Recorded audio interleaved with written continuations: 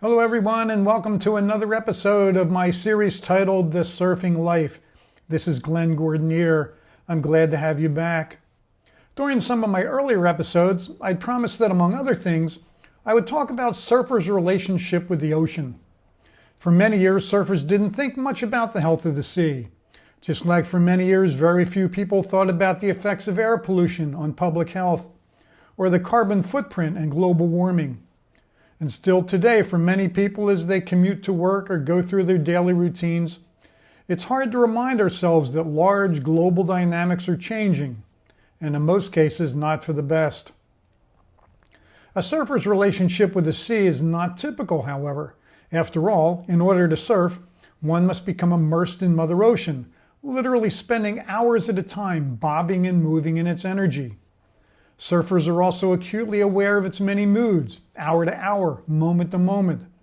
Otherwise, he or she could never catch a wave and share in its power. It's because of this intimate relationship that scores of organizations around the planet have been formed by surfers to uplift us and to be more ocean kindly. The most well-known of these organizations is the Surfrider Foundation. Founded in 1984, its first campaign was put together to help protect the iconic break at Malibu's Surfrider Beach.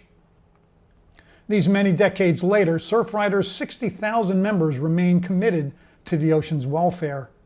Another organization that was founded to protect unblemished surf spots is the Save the Wave Coalition, an international nonprofit that works with diverse organizations dedicated to protecting surf ecosystems. For over 20 years, this global organization has helped identify and protect some of the most vulnerable of these sites around the planet. Meanwhile, in California, Mexico, and Cuba, the not-for-profit named Wild Coast, Costa Salvaje, works to protect coastal habitat and limit pollution through community awareness, education, good legislation. These and other organizations remain directly linked to their surfing roots. So why then are surfers motivated to take action and to battle to protect our beautiful coastal zones? In one word, I would say inspiration. And I'd like to share two of my own moments of inspiration that have helped trigger my commitment to ocean awareness through surfer activism. Both of these vignettes come from my book, Still Surfing Cold Water. The first of them picks up when I driven to my favorite break on a cold but sun-drenched afternoon in March. Walking over the dunes to check the conditions, I immediately saw rainbows. Surfers' rainbows. What are they, you might ask? Well, let's see what I wrote. A surfer's rainbow is unlike any other. It doesn't arc high in the sky, nor does it hang silently in the horizon, elusive, distant, and ethereal. A surfer's rainbow has, in truth, nothing to do with rain or storms or clouds. They have all the requisite colors, but they only last for a matter of seconds. They appear briefly over the tops of waves when the sunlight refracts off the spume blown off the crest. They are short-lived and fleeting. They are a joy to behold. Others might wish to claim possession of this phenomenon, but only a surfer can truly do so. For it's only someone standing erect on a surfboard that can be engulfed by these transitory arcs of light. Shoreside watchers can enjoy them. Swimmers can even behold them from the trough of the sea. But only surfers can feel them and glimpse the world through their flashing walls. On this day, the rainbows were small, but were flashing for 4 or 5 seconds off the tops of the waves as the northwest wind slashed water back in a spray that was set afire by the low sun of winter. Small rainbows are always a welcome sign. They mean an offshore wind just strong enough to hold up and hollow out the wave fronts while making them clean and smooth. These waves were exciting from takeoff to landing, a fun afternoon. The second true tale comes from another winter session, this one in Narragansett, Rhode Island. Here's what happened. Just as the sun began to set over the condos across the street, I made the long walk back to the car.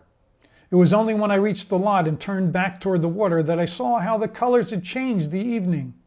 The whole waterfront of Town Beach was lit up with a brilliant magenta, tinged along its edges with blue. The setting sun had created the most memorable moment of this session.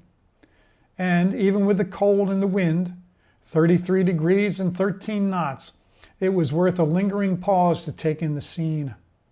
After wrapping up my leash, I watched the last lone longboarder walking the nose while silhouetted against the palette of oceanside colors that were heart-filling.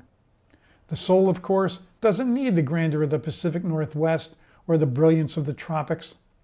The beauty of the New England coast in the fading light of a winter's day can be breathtaking. The whole scene was alight. It brought to mind the works of the painters of the Hudson River School. There are a whole series of such images, many of them painted just across the bay in Newport a century and a half ago.